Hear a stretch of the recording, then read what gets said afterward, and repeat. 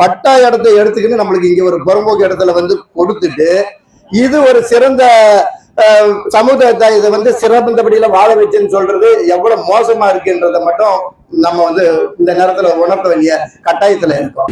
எங்க பட்டாய இடத்த எங்கிட்டுக்கே குடுன்றதுல ஏதாவது தப்பு இருப்பான்னு கேட்டீங்கன்னா நிச்சயமா சத்தியமா எந்த விதமான தவறும் இல்லை. நம்மளோட கோரிக்கை சுதந்திரம் அடையிறதுக்கு முன்னால நம்ம கடற்கரையில நம்ம பாட்ட முப்பாட்ட காலத்துல இருந்து வாழ்ந்துகிட்டு இருக்கோம்.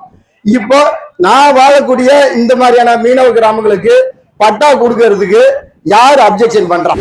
2011 சொன்னது இப்ப 2014 இருக்கிறோம். இது வரைக்கும் ஒரு மீனவர் கிராமத்துக்கு கூட இந்த வரைபடத்துல நம்மளுக்கான அந்த நீண்ட கால குடியிருப்பு திட்டத்தை எவனுமே பண்ணல.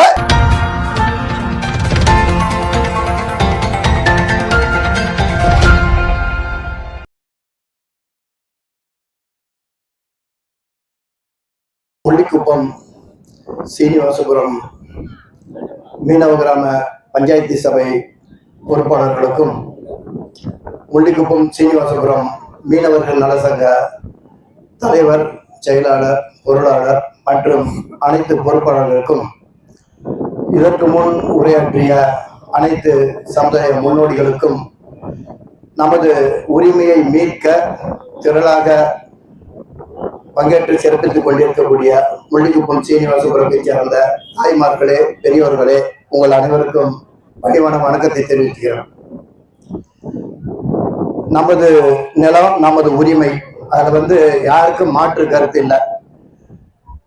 நாடு சுதந்திரம் அடைஞ்சதுக்கு பின்னால எந்த ஒரு ஆட்சியாளர்களா இருந்தாலும் ஒரு அடித்தட்டு மக்களை அடுத்த கட்டத்துக்கு கொண்டு போகணும் அப்படின்னு நினைச்சாங்கன்னா முதல்ல குடிசையில இருக்கக்கூடிய மக்களுக்கு அடுக்குமாடி குடியிருப்புகளை கட்டி கொடுத்தாங்க, ரைட்டு.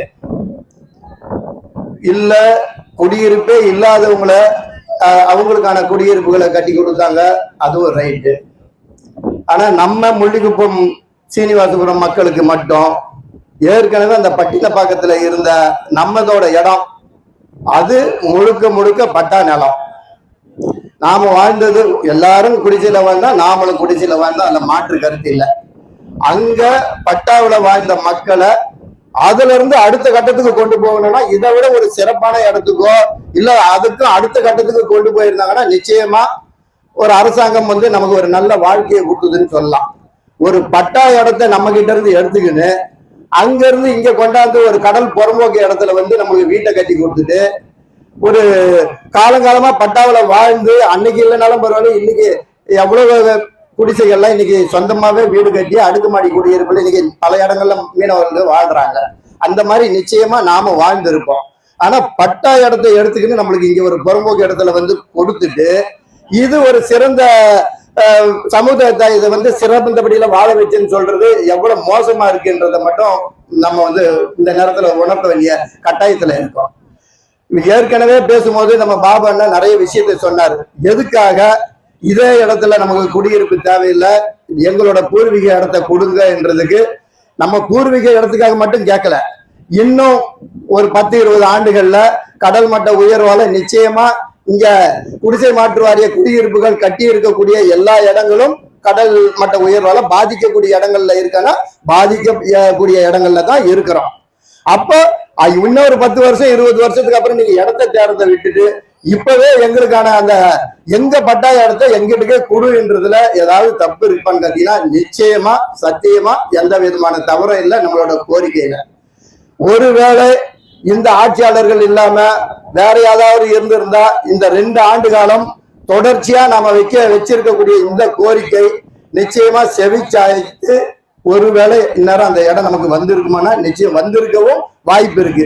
ஏன்னா இதுக்கு முன்னாலே இதே போல இருந்த ஆட்சியாளர்கள்லாம் ஒட்டுமொத்தமா இங்க இருக்கக்கூடிய குடியிருப்புகள்லாம் காலி பண்ணிட்டு நம்மள அங்க 9 மீனவர் கிராமம் இருக்கு, எல்லாத்தையும் தூக்கின்னு வந்து பட்டினப்பாக்கத்துல இந்த முனையில இருந்து இந்த முனையில மொத்த குடியிருப்பையும் ஒரே இடத்துல போடணும்னு நினைச்சாங்க.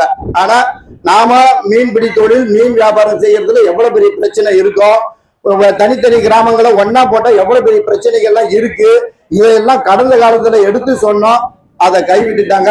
அவங்களுக்கான குடியிருப்பு அதே இடத்துல கட்டி கொடுக்குறாங்க, ரைட். அது ஒரு நல்ல ஆட்சியாளருக்கு அழகு. இப்ப பாத்தீங்கன்னா நிறைய விஷயத்த பேசும்போது சொன்னாங்க, பட்டா விஷயத்த முதல்ல நம்ம எடுத்துக்குவோம். அவங்கவுங்க வாழக்கூடிய இடங்கள்ல ஒருவேளை பட்டாலாம் எடுத்து தமிழ்நாடு முழுவதும் அங்கங்க இருக்கிற இடத்த பட்டா போட்டாங்க, அது ஒரு பக்கம் போகட்டும். இப்ப இந்த ஆத்தங்கரை ஓரம், ஏரிக்கரை ஓரம், ஒரு காலத்துல நீர்நிலைகளா இருந்த அப்ஜெக்ஷனா இருக்கக்கூடிய இடம், அந்த மாதிரி இடங்களுக்கு கூட நாங்க இப்ப பட்டாவை கொடுக்குறேன்ட்டு இப்ப சமீபத்துல பேசினாங்க, நாமளும் பார்த்துன்னு இருந்தோம். அந்த மாதிரி ஒரு புறம்போக்கு இடமாவோ இல்ல ஒரு ஆட்சேபகரமா மக்கள் கிட்ட எந்த எதிர்ப்பும் இல்லைன்னா அவங்களுக்கு பட்டா கொடுக்கணும்னு சொன்னாங்க. அதே இதுதான் நாமளும் வரோம். இப்ப கடற்கரையில நாடு சுதந்திரம் அடைகிறதுக்கு முன்னால நம்ம கடற்கரையில நம்ம பாட்ட முப்பாட்ட காலத்துல இருந்து வாழ்ந்துட்டு இருக்கோம். இப்போ நான் வாழக்கூடிய இந்த மாதிரியான மீனவ கிராமங்களுக்கு பட்டா கொடுக்கறதுக்கு யார் அப்ஜெக்ஷன் பண்றான்? எந்த ஆட்சேபனை இருக்கு? யாராவது ஒரு சட்டமன்ற உறுப்பினர் நமக்காக போய் பேசி சட்டமன்றத்துல இன்னைக்கு நாடு ஃபுல்லா நாங்க பட்டா கொடுக்குறோம் ஏன் நாம வாழக்கூடிய இடத்துல நமக்கான பட்டாவை பத்தி எந்த ஒரு சட்டமன்ற உறுப்பினர் வாயை திறக்கலைன்றத நம்ம நினைச்சு பார்க்கணும். இதே இடத்துல சுனாமி வந்ததுல இருந்து கிட்டத்தட்ட 22 ஆண்டுகளா குடியிருப்புக்காக நம்ம போராடிக்கிட்டு இருக்கோம். வர எல்லாருமே வராங்க, பாக்குறாங்க, குடியிருப்பு கட்டித்தரன்னு வாக்குறுதியை கொடுக்குறாங்க. ஆனா சொன்ன மாதிரி நமக்கான குடியிருப்பு கட்டி கொடுத்தாங்களா? இல்ல. அதனால இது ஒரு நல்ல சரியான ஒரு சந்தர்ப்பத்துல இருக்கும் இப்போ. அதனால நம்மளோட கோரிக்கை 100% நிறைவேறதுக்கு வெறும் 30 நாள் தான் இருக்கு, உங்க கையில தான் இருக்கு. 30 நாள்ல நாம இந்த 2 வருஷமா நாம வைக்கக்கூடிய கோரிக்கையை ஜெயிக்க போறோமானா ஜெயிக்க போறோம். ஆனா அதுக்கான அதிகாரமும் அதுக்கான சக்தியும் நிச்சயமா நம்ம முள்ளிக்குப்பம் சீனிவாசபுரம் பஞ்சாயத்தும் முள்ளிக்குப்பம் சீனிவாசபுரம் மீனவர் நல சங்கமும் நம்ம மக்களை முன்னிறுத்தி நின்னாங்கன்னா 30 நாள்ல நிச்சயமா அந்த இடத்தோட இலக்கை நம்ம அடையிறதுக்கு வாய்ப்பு இருக்கான இருக்கு. அது நம்ம கையில தான் இருக்கு. என்னன்னு பாத்தீங்கன்னா இன்னும் 30 நாள் என்ன நடக்க போகுது? நம்ம 2 வருஷமா கேட்டு பண்ணாதவங்க 30 நாள் என்ன பண்ண போறாங்க? 30வது நாள் சரியா இன்னையில இருந்து 30வது நாள் நாமெல்லாம் தேர்தலில் ஓட்டு போட போறோம்.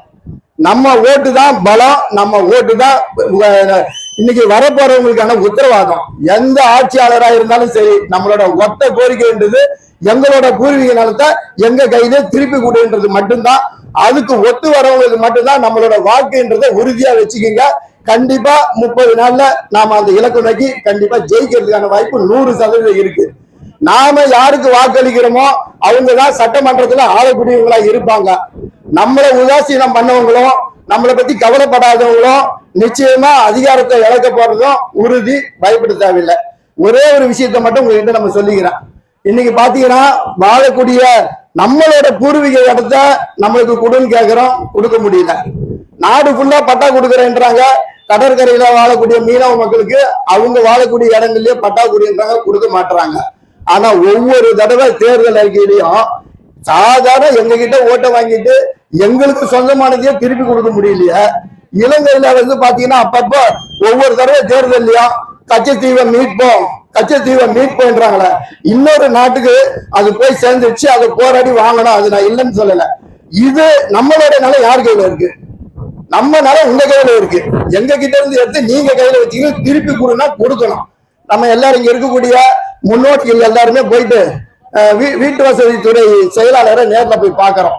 அவங்க கிட்ட சொல்றோம், எம்மா இந்த இடம் தெரிஞ்சோ தெரியாமலோ எங்க முன்னோர்கள் வந்து நீங்க கல்வி கட்டி கொடுக்குறன்ற நம்பிக்கையில நாங்க இங்க வந்துட்டோம். நீங்க பாத்தீங்கன்னா பட்டா இடத்த கையில எடுத்துக்கின்னு கடல் போகும்போது எங்களுக்கு வீட்டை கட்டி கொடுத்துட்டீங்க, தயவு செய்து எங்க இடத்த எங்களுக்கே திருப்பி கொடுங்கன்னு அந்த அம்மா கிட்ட கேட்டா அந்த இடத்தோட மதிப்பு தெரியுமா? யார் ஊட்டி இடத்துக்கு யார் மதிப்பு போடுறதுன்னு தெரியல. அவங்க கேக்குறாங்க, இன்னைக்கு அது அந்த இடத்தோட மதிப்பு எத்தனை கோடி தெரியுமா? அது எப்படி உங்க கையில கொடுக்க முடியும்?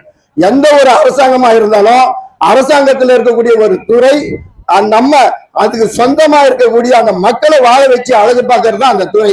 ஆனா அந்த துறை வந்து ஓனர் ஆகி போது நம்மளெல்லாம் வந்து ஒண்ணுமில்லாதவங்களை ஆக்குறதுக்கு பேரா வீட்டு வசதி துறை, தமிழ்நாடு நகர்ப்புற வாழ்விட மேம்பாட்டு வாரியம், இவங்கெல்லாம் நம்மளை மேம்படுத்தணும், நமக்கான குடியிருப்பை கட்டி கொடுத்து நம்ம வாழ்க்கையை வந்து அடுத்த கட்டத்துக்கு கொண்டு போவதற்கான துறை. அதுதான் அவங்க வேலை. ஆனா அவங்க என்ன பண்றாங்கன்னு பாத்தீங்கன்னா நமக்கு சொந்தமான இடத்துல அவங்க கையில எடுத்து வச்சுன்னு அவங்க உரிமையாளர் ஆயிடுறாங்க. நம்மளே எப்ப பார்த்தாலும் ஒரு 25 வருஷத்துக்கு கையாண்டக்கூடிய நிலையில வச்சிருக்காங்க.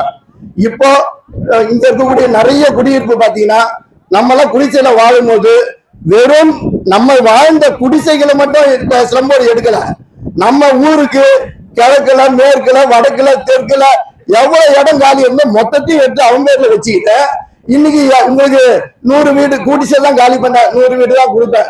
நீ 100 குடிசை காலி பண்ணிய அந்த இடத்த மட்டும் எடுத்துக்கினா அதுல வீடு கட்டினா எனக்கு 100 வீடு மட்டும் கொடு. ஆனா என் கிழக்கு மேற்கு என்னோட பொது பயன்பாட்டு இடம் மொத்தத்தையும் நீ எடுத்து வச்சுக்கின்னு எனக்கு வெறும் 100 கொடுப்பேன் 50 கொடுப்பேன்னு சொல்றதுக்கு உனக்கு என்ன யோகிதை இருக்குன்னு நம்ம கேட்கணுமானா கேட்கணும். இது எல்லாத்துக்கும் பதில் வந்து வரப்போற சட்டமன்ற தேர்தலில் வரக்கூடிய வேட்பாளர்கள் யாரா இருந்தாலும் நம்ம வைக்கக்கூடிய கோரிக்கை நம்மளோட அந்த ஒத்த கோரிக்கையில தான் இருக்கு. இந்த ஒரு விஷயத்துக்கு இந்த முள்ளிக்குப்பம் சீனிவாசபுரம் ஒரே குரல்ல இருந்தீங்கன்னா நிச்சயமா கடந்த தலைமுறையில நாம இழந்த அந்த இடங்களை இந்த தேர்தலையாவது நம்ம மீட்டு எடுக்கணும். அதுக்கு நீங்க எல்லாரும் ஒத்துழைப்பு தரணும் என்றுதான் நான் இந்த நேரத்தில் கேட்டுக்கிறேன். அதே போல தமிழக அரசை பொறுத்த வரைக்கும் கடற்கரையில பாரம்பரிய மீனவர்களை வாழ்றதுக்கு இல்ல அவங்களோட வாழ்க்கையை வந்து பாதுகாக்கிறதுக்கு இங்க இருக்கக்கூடிய கடல் சுற்றுச்சூழலை பாதுகாக்கிறதுக்கு CRZ ஒரு அறிவிப்பாணையை கொண்டு வந்தாங்க.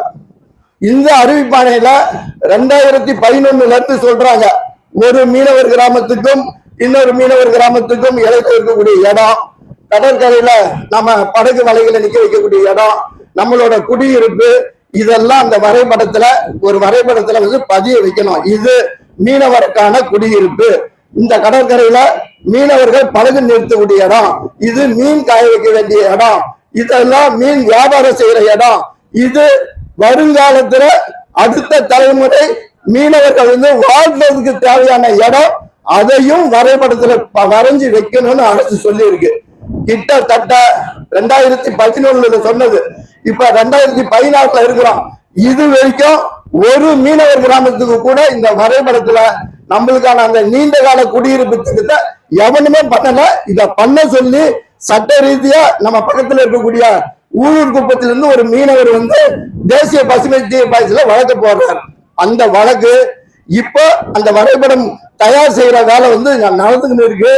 நிச்சயமா மீனவர்களோட அந்த நீண்ட கால குடியிருப்பு திட்டம் வந்து அந்த வரைபடத்துல கொண்டு வரப்படும் அப்படின்ட்டு அந்த வழக்க உடனே ஆர்டர் போட்டு அதை எடுத்துட்டாங்க. அவ்வளவுதான்.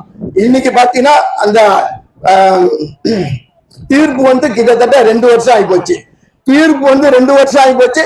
இது வரைக்கும் ஏதாவது ஒரு கிராமத்துக்கு அந்த நீண்ட கால குடியிருப்பு திட்டத்தை வந்து அமல்படுத்துறான்னு பார்த்தா இல்லை.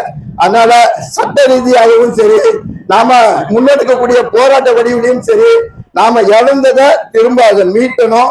அது மீட்டதுக்கான ஒரு நல்ல வாய்ப்பு வரப்போற சட்டமன்ற தேர்தல். அந்த தேர்தல்ல நம்மளோட ஒத்த கோரிக்கை நம்மளோட பூர்வீக நலத்தை மீட்கிறதா மட்டும் இருக்கணும். அதுக்கு முழு ஒத்துழைப்பு இங்க இருக்கக்கூடிய ஒட்டுமொத்த மக்களும் வழங்கணும். அதுக்கு இங்க இருக்கக்கூடிய நாங்க எல்லாரும் நிச்சயமா உறுதுணையா இருப்போம் என்பதை தெரிவித்துக் கொண்டு வாய்ப்பளித்த உங்கள் அனைவருக்கும் நன்றி கூறி விடைபெறுகிறேன்.